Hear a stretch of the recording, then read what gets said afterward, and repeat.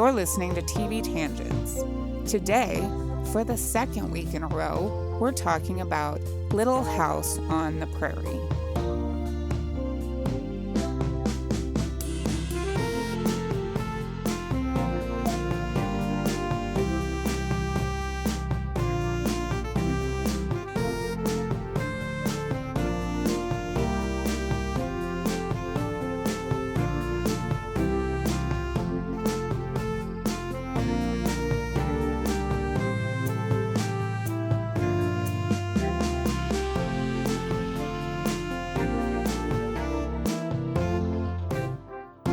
Welcome back, Natalie.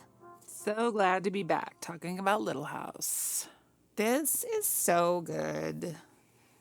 I totally forgot how much I just, again, didn't watch. I mean, I remember watching it a little as a kid, as we talked about last week, but I'm obsessed. So the thing that was triggered for me, because we started at the beginning, I was so triggered when Nellie Olson showed up because I had just kind of pushed down my feelings about Nellie Olson. Mm-hmm. I think every Gen X girl that ever had a glimpse of this show has the same feelings about Nellie Olson. Yeah. She is horrible. So I remember thinking, I remember Nellie's kind of a bully and she's kind of mean. And then I watched this, and I literally a few times, I'm pretty sure I texted you and was like, I am going to punch Nellie in the face. And Rebecca and I were both like, if we ever met Allison Angram, she'd be that person that you're like, we can't even like you as a person in real life because of Nellie. Because you traumatized us as and children. The things that she did. Although I will say this now, as I've learned over time, that, clearly somebody's an amazing actor or actress. Yes. When you hate them that much. Because Allison and Melissa Gilbert were like best friends. Yeah. They were so close. And Allison Angram's book, Confessions of a Prairie Bitch, How I Survived Nellie Olson and Learned to Love Being Hated, was about how like people would boo her in public. Oh, I'm sure. And she has always been that character for people. Yeah. And that's so unfair because on the set she wasn't hated. Right. Just her character was so awful. And we all were traumatized by some blonde girl in elementary school, whose name we won't mention, who looked like Nellie Olson. All of us were. And so she brings back feelings. Yeah. In general, I couldn't even believe sometimes, just to list a few of the things that really got me. Well, one, I'll never forget when they went camping. The Olsons went with the Ingalls family camping, and Laura and Nellie end up on a raft going down the river. And basically, Laura has to save Nellie's life because she's she's a princess. Yes. So she doesn't get to, doesn't know how to do anything or take care of herself. But so the beginning, I think I talked about this last week. Laura went up to the scary guy's house. It was like they thought it was haunted. Mm-hmm. And Nellie and Willie are like daring her to go touch the house. But if they do, just weird little things like that. But the worst was when she had the recording machine and they were both like the same boy at the time. And she recorded Laura in her room without her knowing. And she was talking about that boy. And then Nellie played it for the whole class. Yeah, and that's what they do. Just little things like that where I'm like, I could feel the embarrassment. And, I just, every single time something happened, there were so many times early on where I was like, no. And Laura always gave her another chance, like she was going to change. Yeah. And she never did. She didn't have a lot of options for friends in Walnut Grove. No. And in an early episode, they go to the birthday party at Nellie's house. That episode enraged me so bad.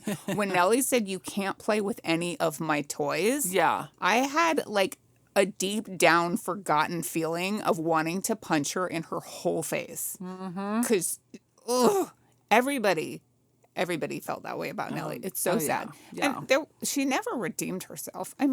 She got older and she had the restaurant, and then she got married and moved on. Yeah. But she was still always Nellie. So it was interesting when they got older. So after, she was like the first person to kind of like graduate, quote unquote, from the school. Like, and so she clearly was, and Mary was gone by that time. So I guess technically Mary kind of became a default teacher for a while, especially when Miss Beadle got married, was leaving. And that was before she lost her sight, of course. So then it was like Nellie was the first kind of to like age out. And then they, Miss Olsen built the restaurant / hotel so Nellie could have her own thing. Then, of course, Percival comes along. He's like training her how to be better. And then at one point says how pretty she is. And then they're instantly in love. And I mean, it was kind of funny, but they ended up being kind of a cute couple just because it was so weird. It was weird. But when she was working there, she was no longer a rival of children. So she did become way more normal at that point. But you're right. You kind of were like, but she really didn't do a whole lot. But she worked with Caroline. Yeah. And so they had a good communication. Then Mrs. Olsen kind of became worse because she started listening in on people's phone conversations when they got the telephone. So Nellie was kind of just there, and you remembered how bad she was. So she hadn't really redeemed herself. But what I found hilarious is, although at one point, I think, it was after Mary lost the baby, she was like in her room at the hotel screaming, and like Nellie had to like ran off to get Doc Baker, so did stuff for other people at that point. But the weirdest thing for me was, so she moves away to New York. Her and Percival move away to New York. So in like the last season, she comes back to visit, and the whole episode was kind of centered around Nancy, the Nellie replacement who came along, but was how she felt left out and whatever else. Well, so Nellie comes back though, and then she's like, oh yeah, I'm going to go out and see Laura. And she goes to their house, and Laura comes out freaking out, and they're hugging each other like they're besties and they hadn't seen each other. Mm-hmm. And then even they're in the house and they're like, remember how silly we used to be? I was like, what? Absolutely not. Absolutely I'm not. like, Laura, you didn't do anything. She was horrible to you, and you wanted her to be nice to you. And I can tell you 100% that if my Nellie Olsen came walking in here, I would not be hugging her.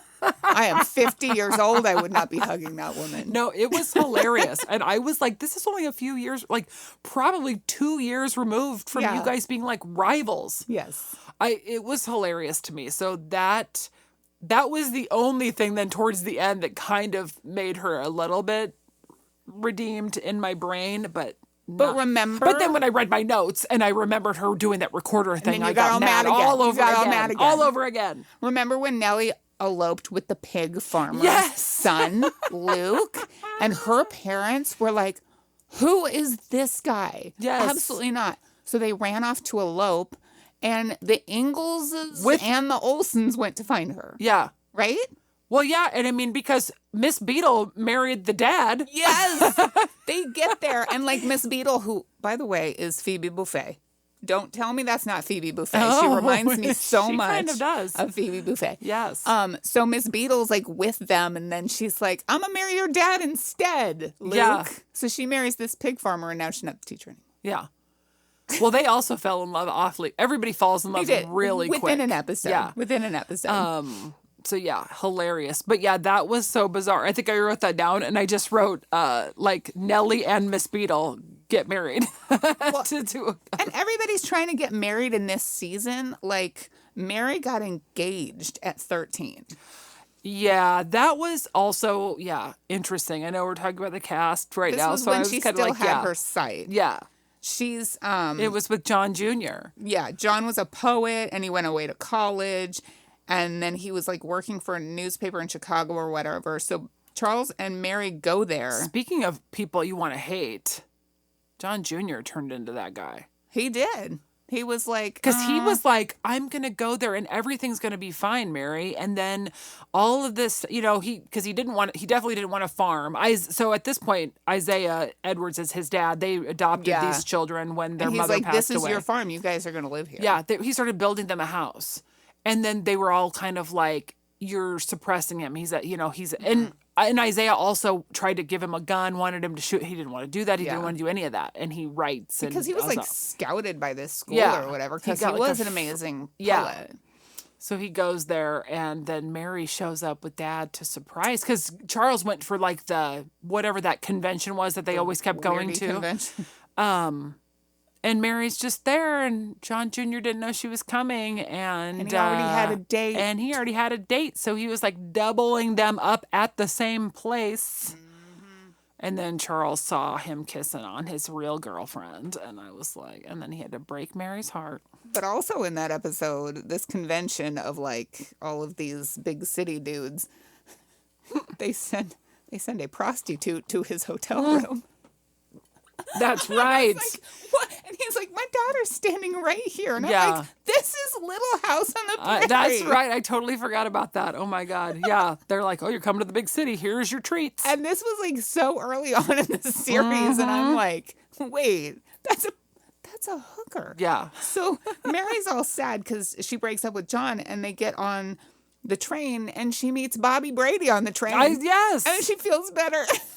Oh my God. I totally remember that too. I was like, I read that and I'm like, wait a minute. Is that Bobby Brady? Is that Bobby Brady? Yeah. She was, she definitely had a hard time. But that was so funny when she was, 13 and Charles said she could get married in a year and a half. Oh my goodness. Or something along those lines. And I was like, whoa, that is. But later on, Laura had to wait till she was 18. Right. Although that was because Almanzo was so much older. Okay. Okay. We're supposed to come back to talking about the cast. But Oh, yeah. I need to talk about Almanzo because he is. If you take Nellie Olson out of the equation, he is my least favorite character. I was going, literally, when you first asked me that last time, I was going to say the same thing. And Thank you know you. why? Because he is, again, when I was young, I was like, oh, look at this dreamy guy. He's with Laura. He was, first of all, she was in love with him from the moment she saw him. And she was always like, oh, he thinks I'm just a little girl. And then she was always trying to pretend like she was more grown up. Well, then he finally sees her as a grown up because she went off to teach like those other kids. And then he was jealous. And that was weird. The first time he kissed her and she still had pigtails, I was like, this is weirding me out.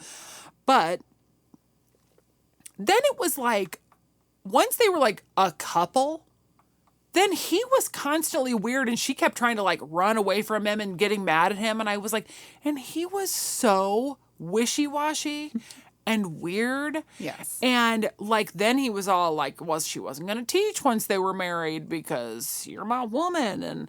And when you read up on the actual Almanzo and Laura, it doesn't make it any better. Oh, wonderful. Because it's pretty spot on. Oh, interesting. He was always making like poor financial decisions. They were in a lot of debt. They lost a lot of crops. Interesting. He was way older he was like 10 years older than her. Yeah. Melissa Gilbert was uncomfortable with having to be in a romantic on-screen relationship with this actor because they could have, they didn't have to do it this way. Right. They stretched everything else. They could have stretched this. Mm-hmm. And she was like 15. Yeah. And he was like 23 or 20 however yeah, I this think actor was. Yeah. But she was kind of uncomfortable with that, even though she kind of had a crush on him. But like, she didn't want to be But still. screen kissing Right. this guy, Yeah. basically. And that's one of those episodes where I was like working and it was kind of on and it took me by surprise because all of a sudden I'm like, wait a minute, doesn't he work with her dad? Mm-hmm. Why is her dad saying you can't go out with my daughter? That's his friend. I'm confused. It was so weird. I just remember early on because then Almanzo's like younger brother came to town. Oh, that whole family. And Charles was like, y'all should be together, and didn't realize that he was like a deadbeat weirdo. He was so weird. But he was younger, so he Yeah. would have been okay with that because otherwise, because I'm pretty sure the first time, there was an episode where Nellie and Laura were fighting like in the lake.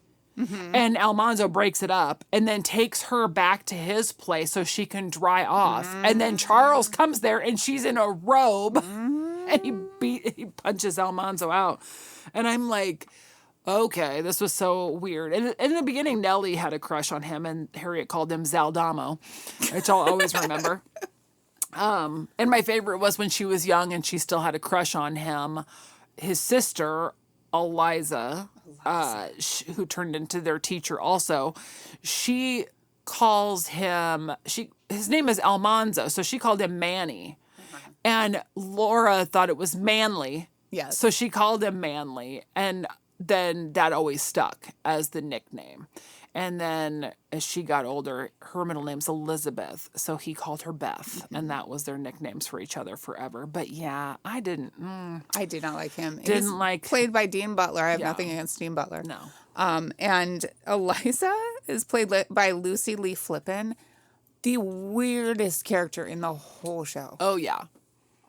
What? I mean, what? I kind of felt bad for her because at one point when she finally like left town, she like made up a boyfriend who lived in Missouri. That was so sad. And then she left her house to Almanzo and Laura. But then there's another episode years later where her and Laura go to a poetry, it's like a college class in like Arizona. They take the train and go to Arizona. So I don't know if you saw that because it was like the second to last season. And they get to eat meat. Ralph Waldo Emerson, who, by the way, was played by the guy who played Harv Smithfield on Dallas. Oh.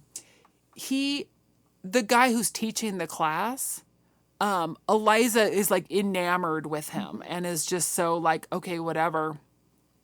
Well, he's like in love with Laura. And she goes to talk to him at one point, and he's basically like, wants to take her to dinner. And she's like, I'm married. And he's like, I'm married. He's like, you clearly are from a small town. Like, he's acting like she's naive that this happens. And she's like, and she already knew Eliza liked him. And I was like, oh no. So then it turns into this whole thing, and Eliza makes it seem like Laura is the bad egg in the situation. And I'm like, this is so bizarre. And she ends up being embarrassed because she finds out it was true all along. And then that guy failed Laura because... Yeah. And then there's like some other nerdy guy who comes along the whole time. He's just befriending both of them. And he's like, really? But he kind of likes Eliza. But him and Laura become like school besties. And then I'm pretty sure that guy goes and wants to like move to the same place Eliza is. So it worked out. But she was very like, oh, woe is me in that episode too. And I was kind of like... And then later when she comes and babies Almanzo when he's paralyzed, the whole thing was weird. Yeah. Oh my God. They made her into a big weird. She was weird. Yeah.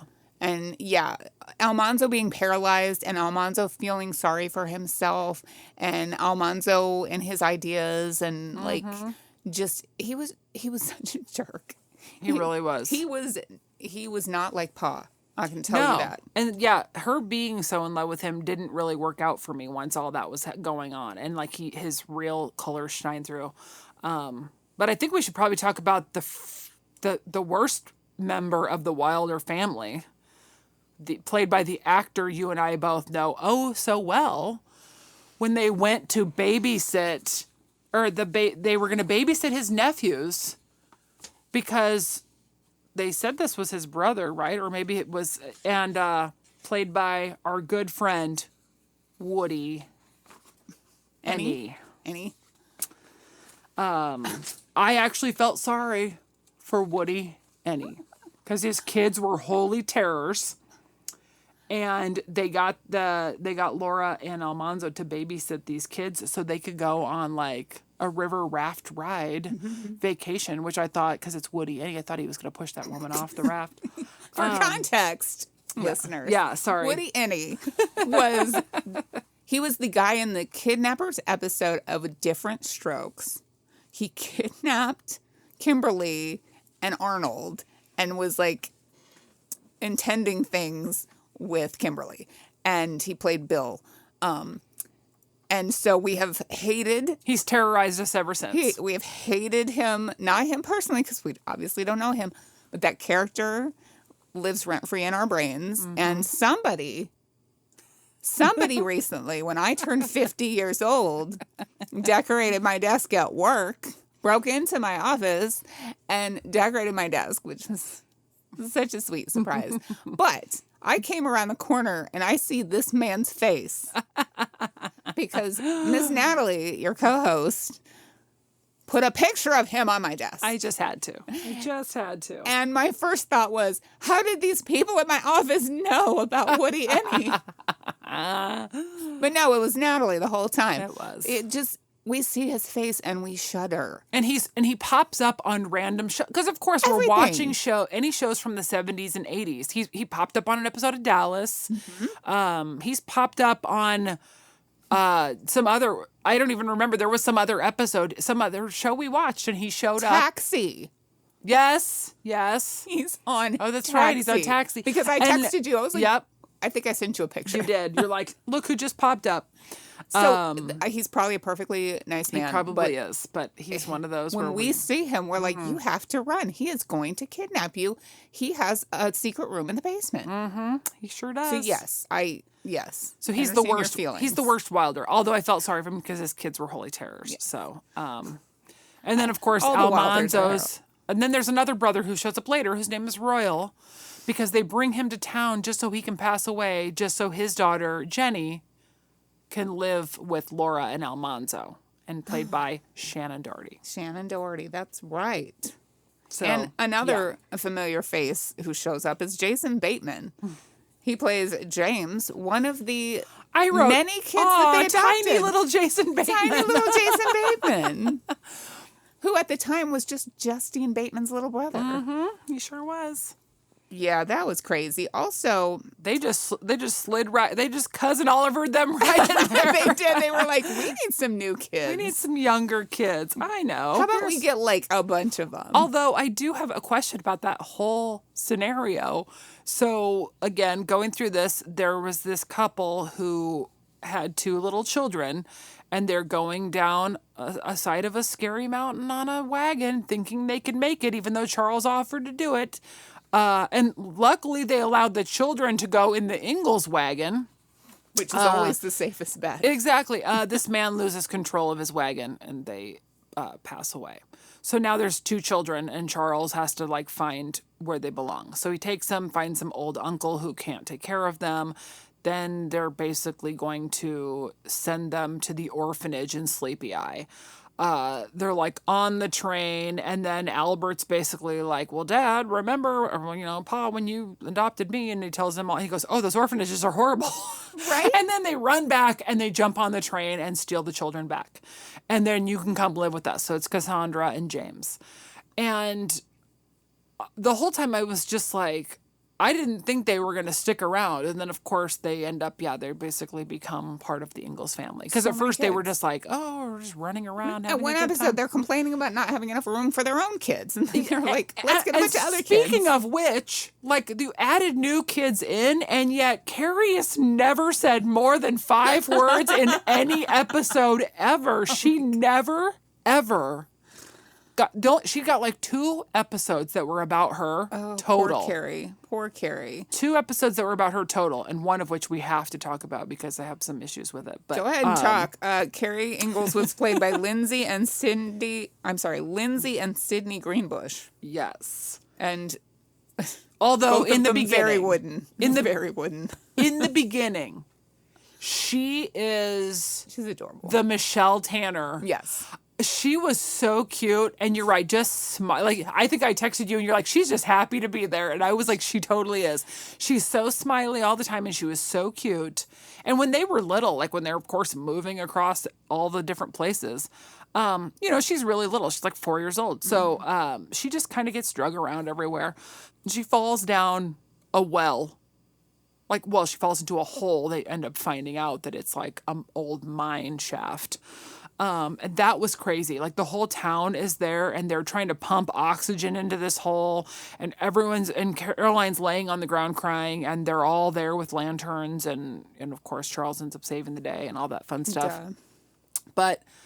And then there's a time I think she falls asleep in the basket of the balloon at the fair, and she ends up in the air, but nothing really happens there.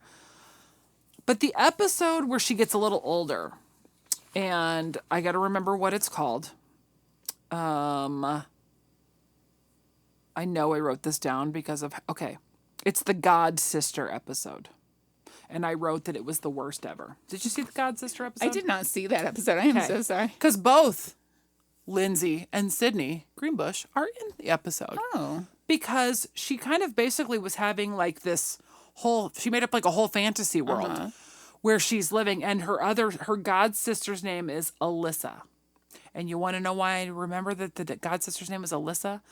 Because every time she'd go into this, it was like a fantasy world of like cartoonishness and like rainbows and like lilies. And it was like, I think she made it just because she needed like a person to play with. It was like she made up an imaginary friend, but it's a person looks just like her.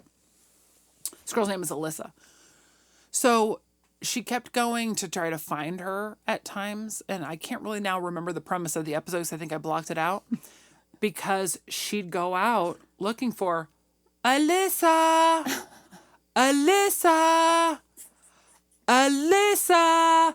Now, if you thought that was annoying, me saying that 3 times in a row, she would do it like 12 times in a row. And they kept showing it. That happened like 3 times. I'm going to record this and just send you a voicemail. Dude, Alyssa. I was talking out loud to my TV.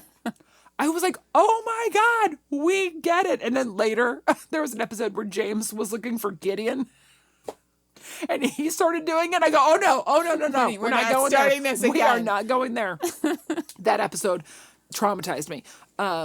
Yeah, I literally was like, I can't believe that. But it was, I guess it was kind of cute because the 2 sisters got to play with each other. And, yeah, she was based, and I think at the time it was like, I feel like Carrie felt like left out or something, so she had to make up this like imaginary friend. Yeah. Well, I mean, name a show that has twins playing one character where they did not do this. Where they get to be in the same episode, yeah. And then I just kind of felt bad for her just because, again, she never spoke. She never spoke. Later on, she gets to babysit Grace a lot, and then they just like replaced. I mean, then Albert came along. And he gets all the stories. Yes. And Carrie's just like, oh, well, what are you going to do? I really kind of felt bad for her. So, yeah, I was like, I don't understand. I'm going to have to watch that episode. Oh, my gosh, you have to. Let's talk about Albert for a minute. So he's just this kid that they found on the street. Yes. That Laura befriended. And he's played by Matthew, whose name I think it's Laborto. Lemure too. So Matthew, I remembered him because he was one of those people that you just knew from Little House on the Prairie. Yeah. Like everybody knew his face. He was in, teen magazines at some point. But early on, he is in an episode as Charles. Yes. As a child. As young Charles. I was so confused. There's that episode early where we find out how Charles and Caroline met, and he plays Charles. And I was like, wait a minute. So are you telling me that part of this whole show is about young Charles? Because this kid has been on this show for the long term. Yeah. But then, no, he came back as a totally different character. So that was so confusing. And why would they do that? Well, when I first saw him, then of course, I'm like thinking, oh, isn't he on? Yeah, I was so confused. I was like, I'm not sure what's happening here. Because there was no way that he could just suddenly be their natural child, which would make sense if he looked just like his dad. But no, he's their adopted child. And I'm like, how does he look exactly like Charles? And I swear, and now I don't see it anywhere, so I swear I wrote it down.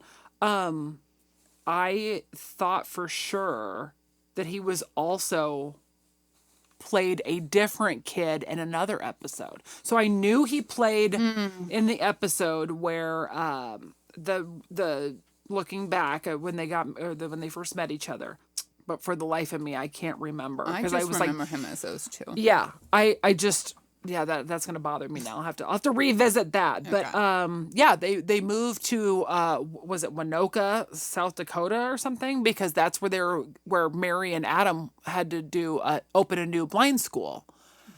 So Walnut Grove was like falling apart because of money and the railroad, and I don't remember all the reasons they gave is us. this the one when they worked in the hotel? Oh yeah, that was the most irritating season. I mean, it was literally like, I think it ended up only being like 6 episodes in the new season. And the funny part was everyone like followed them. So the Garveys came along, and then the Olsons followed because of course y'all had to be there and, you know, be in the same area. I couldn't figure out why this was happening. Yeah, like at the beginning of the season, I'm like, wait, they're moving, so the rest of the show takes place in the city? I don't understand. But then they moved back in the middle of the season, and I'm like, well, that was dumb. My favorite part was too, there was a part, I don't know if you remember the banker guy that opened up a bank in Walnut Grove. His name was Sprague. But when Mary needed an operation before she was blind, I think it was like when she had whatever she had issue with, they had said that Sprague pulled out and left Walnut Grove because there wasn't enough business. But then in season 4, when all this was happening or whatever, then Jonathan starts talking about Sprague closing the bank. So there was like that whole like mishap there. But yeah, they all moved up there. And I think it was mostly because, again, like they said that the town was having issues. Yeah, like their crops weren't growing. And like there was a whole thing with the railroad, I think. So my favorite part is, they get these jobs in the hotel. And so they're all staying in like one room. And Albert is an orphan who just like lives under the stairs. Yeah. And then he keeps hanging around though and always kind of being in and out. The best part of this whole part was that the Scarecrow won the lottery. Ray Bolger, who plays the Scarecrow in Wizard of Oz, plays that old man who shows up. And there is nothing that Ray Bolger could ever do in his whole life where you don't think he's the Scarecrow. He's the Scarecrow. Yeah. So when I saw the Scarecrow show up and he ends up winning the lottery, it was very interesting. But then he like drank it all away, and it was all very sad. But because nothing ever ends happy. No, this is where I wrote. This is where I wrote. Laura isn't really that responsible, and yet they leave the baby and Carrie for her to take care of. Right. And it's so true because, but you know, then they decide to move back. They're like, let's go back home and like let's move back to Walnut Grove. And the weirdest part about that is they're going to then build a school for the blind because somebody's taking over that building. And I think that's why they decided to leave. So they're going to build a blind school in Walnut Grove. And then on the way back, they walk these blind children from South Dakota to Walnut Grove, Minnesota by just holding onto ropes attached to the wagons. And I was like, that's kind of really scary. These poor children. Yeah, poor children. But, you know, Albert comes along with them. So he had grown on Charles over time and had been doing stuff. And because for a while he was just kind of, I don't even know. I mean, he wasn't like, I mean, I guess he was pickpocketing and that's how he learned how to survive. But he came in at the end when they were having like the birthday party or something for Mary, was it? I think. Yeah, because Charles got beat up in the bar. And then they came in and they're like, don't tell Mary because she can't see him anyway. It was really weird. But then Albert comes along. And my favorite part about this is Albert is like, you know, bonding with Charles. And Laura gets upset because you're not my brother. And then she's all mad. So Albert tries to run away. And then the pig that he was raising or something, Laura has to take care of it at the prize little thing. And then he comes back and then she's like, I did this for my brother. And then they're all cute. Well, years later when James gets in part of the family. Yeah, when Jason Bateman is like. Albert's mad because he's trying to like glom onto him. Yeah. And he says something to Charles and he's like, well, it's sure a good thing that Laura and Carrie didn't say anything when you came along. I'm like, well, that's not true. That's not true. Do we not remember? He basically ran away because Laura's like, you're not my brother. So I thought that was kind of funny. Yes. But I do love Albert, the character. He's a great actor too. He really is. And I didn't realize, I think until I started watching this, maybe I did know this, that him and Andrew Garvey are brothers in real life, but also adopted. So the Garveys, Jonathan and Alice Garvey, and their son Andrew, who are the whole family that took over for the Edwards family, you know? Like, oh, okay. I was like, Jonathan Merlin Olsen. Characters. I thought you were talking about some in real life. Okay. Person that I don't know. Okay. Yes. Okay. I know. It's like everybody's related. Yeah. So those two are brothers in real life, which I think they were both also adopted. Well, the Edwardses, they adopted everybody. Sure. Victor French played Mr. Edwards, and what did I just say? Victor French played Mr. Edwards, and Victor French was a close friend of Michael Landon. They worked together on a lot of shows, including Bonanza. Yes. But one person that I did not include. I love, love, love Victor French. And I wish I could do the whole thing, but the whole Old Man Tucker. I will say this, though, that Old Man Tucker, I started watching Little House over like the Christmas kind of couple weeks. Mm-hmm. And then on New Year's Day, some random Facebook page I think that I follow, she posted a picture of him and him wishing me Happy New Year's, which I was like, oh, that's interesting. He's great. I love Victor French, and it made me sad when they were only there for 3 seasons. Well, when he was first there, Yeah. he of course helped them build their house in Kansas, and then they. But also at that point, I kept thinking, like, why are they leaving their young daughters alone with this? I know the guy that this they really man don't know all the time. Yeah, and then Charles finds him in a bar, like in season 1, and then he comes to town, and then he's what was Grace? She was like the widow Snyder or something. She worked in all the ladies who are like widows work at the post office. Okay, so Grace, that's who I Yeah. wanted to talk about, is played by Bonnie Bartlett. I know. And I had completely forgotten she was in this show until I started watching it again. And she's only in like 1 or 2 seasons, right? Like just in the beginning? In the first 3 seasons. First 3 pretty seasons. much, Because, yeah. okay. There's a big period of time where neither of them are around. Right. But yeah, they end up getting together and they adopt the Yes. lady who dies kids. And they are also the ones like being quarantined for the plague or whatever. Yes. So she is married to William Daniels. I know this. And they have had the longest Hollywood marriage in Hollywood history. It's like over 70 years, isn't it? Yeah. Like they're in their 90s. They just had their 72nd wedding anniversary. And I just saw her on something else and I can't remember what it was. She's on a lot of things. She was on St. Elsewhere with William Daniels. Let's see what else you have recently She's watched. 100%, I know, in an episode of The Golden Girls at some point. Because I'm pretty sure I just watched that rerun not too long ago. But, We saw her on V. yep. Mm-hmm. And she literally was just on something recently where I was like, oh, that's Bonnie Bartlett. Well, anyway, yeah, I had totally great. forgotten she was on that, but she was totally pretty. And she married Mr. Edwards. She kind of made him a better person. And, when they all went to go, we forgot about the whole time where they all go to try to find gold. Those families all go together. And that was like the end of season 3. And then the Edwards family just disappears. And we kind of hear randomly, I think that was when we still maybe heard from John Jr. because he was still in love with Mary. And he's like, oh, are you going to go see your family in California? He just like randomly said that. So we find out that the Edwards family moved to California. But it was because Victor French went to go work on a new show. Yeah. And so they had to kind of like oust his own him for show. some reason. Yeah. So, yeah. Yeah, this show lasted, how many seasons was it? Like The whole eight series, seasons or 9. something? There were 9 seasons. Okay. It Yep. was a long time. So there were a lot of people coming and going. Well, and they left, and then there was an episode a few years in where Charles and Laura went to go visit the Edwards family in California because a tree had fallen on him, and he was severely depressed. So Grace wrote to them, and then they came to visit, and he had basically it was just a little Alicia or whatever who's played by Kyle Richards. Basically, he pushed her out of the way. That's why a tree fell on him when he was like working or something.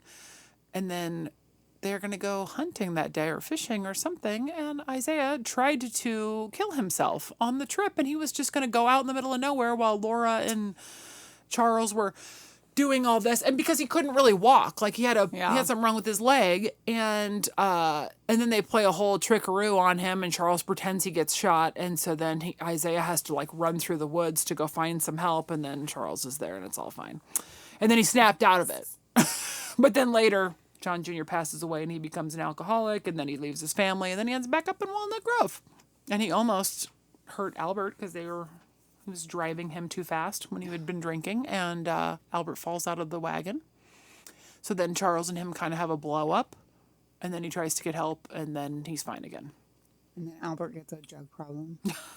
Yes. And then Albert meets Sylvia. Oh, Lord. Okay, before we talk about the last episode. We're going in circles. Okay, we are going in circles. So many things. We have to talk about the last episode. We have to talk about Sylvia, but we have to talk about Sylvia in a different episode, and we're not prepared for that right now because... True. Okay, it's a 2-part episode that I had never seen before. It's called Sylvia Part 1, Sylvia Part 2. Mm-hmm. And this was the week that it aired, the week that the second episode aired. It was the 3rd most watched program of that week on television. Because the first part was like so crazy. Albert meets a young woman who's very young and she's also pregnant. And it was a whole thing. And it was so unnerving. Like, I was watching it and my husband came walking up behind me. I was sitting on the couch in the living room and he came walking behind me and like, I don't even remember what was going on, but he goes, "Is this Little House on the Prairie?" Which he's never watched before. And I was like, "Yes, it is." And he's like, "What is happening?" I was like, "I don't know." That episode, I don't know. Are we going to talk about that episode? Because we're going to have a whole episode about that episode, but you can talk about it. Well, I was just going to say, it starts out strange because in general, like, there wasn't a lot of things like this that, like, all the boys, all the teenage boys are like, are we going to go to whatever house and look through the window? So you were like, oh, that's silly. Boys being boys. Boys being boys are going to go look through this girl's window. So that's kind of how it started. And then the boys show up and then her dad's all angry because he thinks like she's showing herself off or something. Yeah, her dad was, ugh. And then she's just out picking flowers. And she like gets kidnapped, you think. Like she gets snatched up and you're like, oh crap, somebody got kidnapped. You know, like, this has happened a couple times. People have gotten kidnapped. And then her dad opens the door at night and she's there asking for help. And she's all like, I was like, oh, kidnapper just gave her back? That's weird. Okay. And then they go in the house and then you find out what really happened.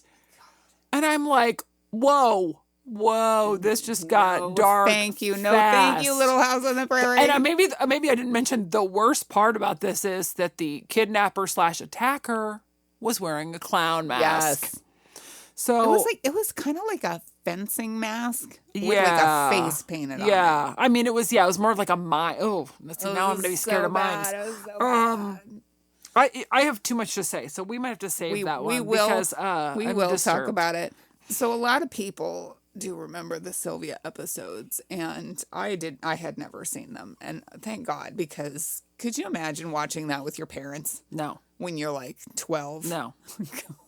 Yeah. And Albert is like, although back then I wouldn't have known what was happening. I don't think. I don't think I would have known. Yeah.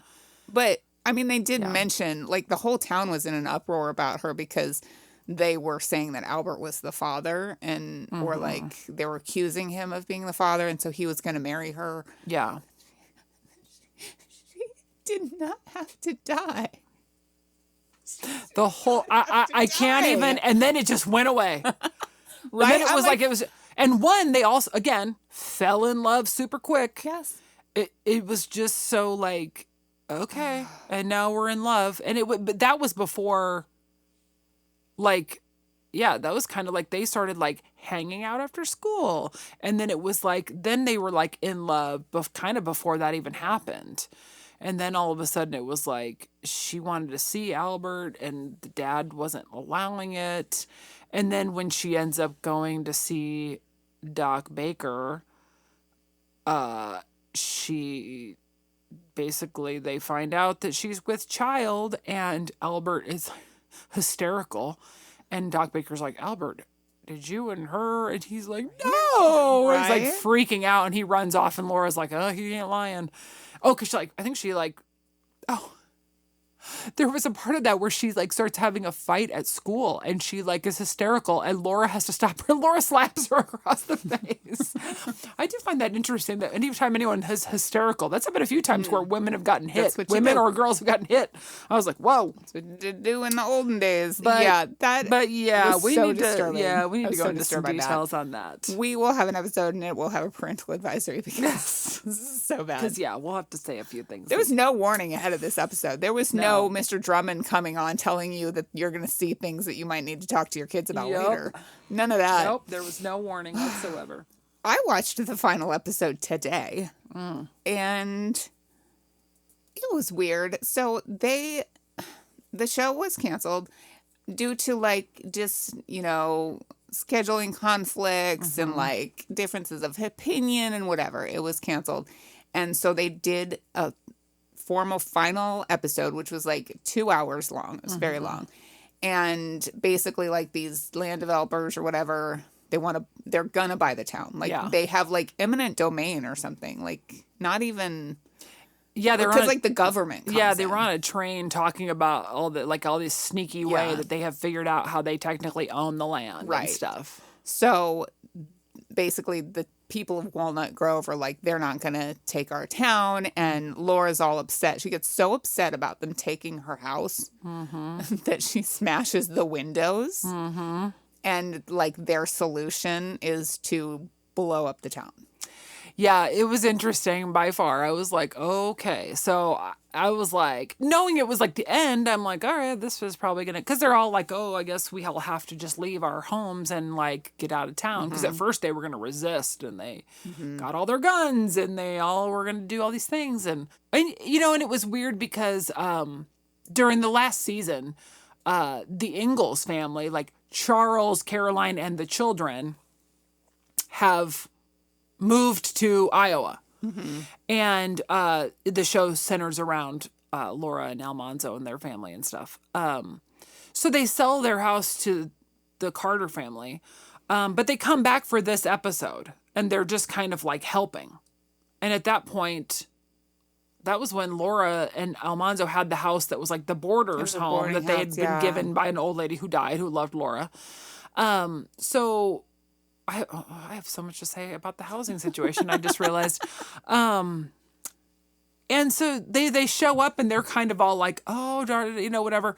But yet it just felt weird. It just felt like Charles and Caroline, like they go stay in the house to help watch those kids because John and his wife have to go somewhere else. But then they're not super overly concerned about protecting that house. I mean, I know it doesn't belong to them anymore, but he built that house. Right. It was so weird.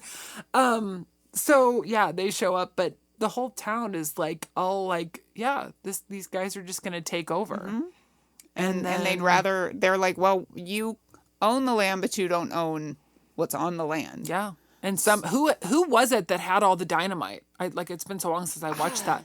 Somebody was that was what John brought back. Isn't that what it was? He went to go get that job. That's what it was. So John Carter went out of town for first of all, that happened multiple times throughout the series where there were like these jobs where they had to transport explosives. Yes. Or, oil that couldn't get over a certain temperature. Isn't that how, that was how Adam, like, we thought he was going to lose his sight again because of dynamite. Yes. And that happened at the Garvey facility in Sleepy Eye. Yes. There was a lot of dynamite And happening. early on, there was one where they were transporting that stuff. And, oh my God, it was so crazy. Yes. So he comes back and he goes, well, I just brought a whole truckload of dynamite, and then they're all like, and they all decide that they're gonna blow up their homes. We have like a 10-minute sequence of everybody individually blowing up buildings. Yeah. And it was because the ranch needed the land, and like for the actual filming location, they needed the land, and they didn't want those structures to be there anymore. Yeah. So they're like, well, we'll just blow it up. We'll make that part of the episode, which was interesting. I mean, and then of course, like, those guys show up for their land and they're like, what the? And some other mayors from around the area came by and they're like, oh, you can be sure if you try to take our land, the same thing will happen. So the pastor's like, well, or the reverend or whatever, he's like, well, at least we did some good by blowing this all up because now they're not going to take everybody else's land because they learned their lesson.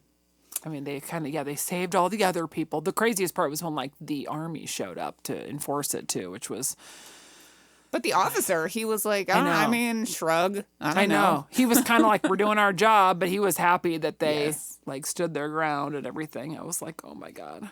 That's crazy. That was crazy. Crazy last episode. Yeah. Because, some of these shows that we've watched that took place in the early 80s didn't really have proper final episodes.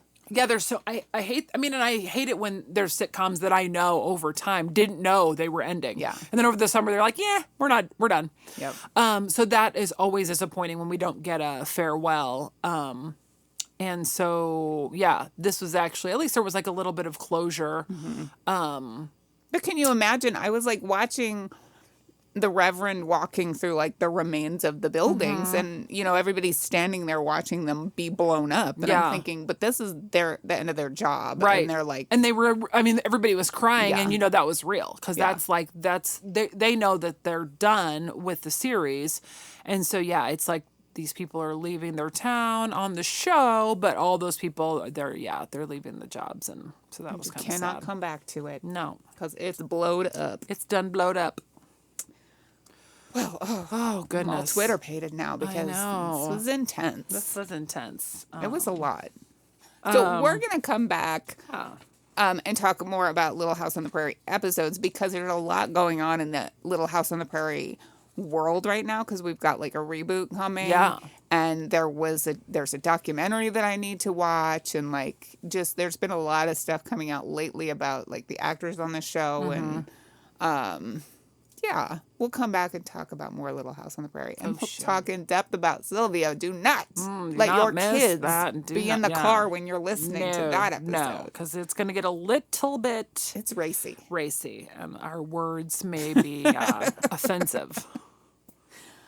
Oh, good times. Goodness gracious. Do you have anything else to say about Little House on the Prairie? We forgot to mention that the theme song was composed by David Rose, who is also known for writing the Bonanza theme. And the show won 3 Emmy Awards. The music, because of the time period and because of the crossover in time of shows being made, reminded me a lot of North and South. Yeah.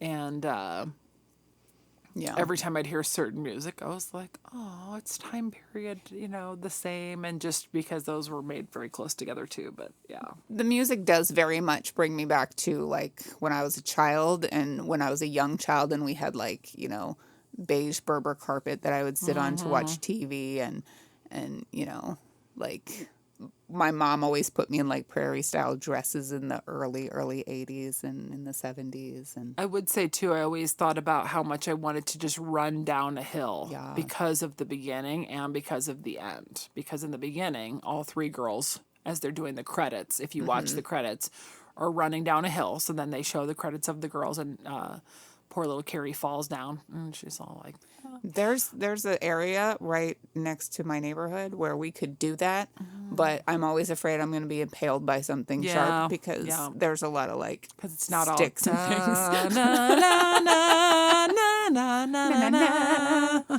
Also, there is a living history museum in the vicinity that you and I are going to go to soon. Yes. When it's not too hot, because I love that place. Okay, And yes. we will have to stage all kinds of, like, I'll be Harriet and you Okay. can be Caroline. Okay.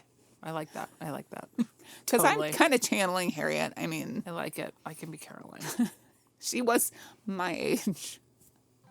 Like, Catherine, what's her name? Catherine McGregor was 49 when she started the show. Yeah. So.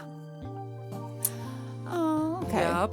Well, Oh, goodness. let's wrap this up. We'll do some more. We'll do our little vacay, and then we'll come back and talk about it. Yes. Faux show. Okay. Yay. Like, bye.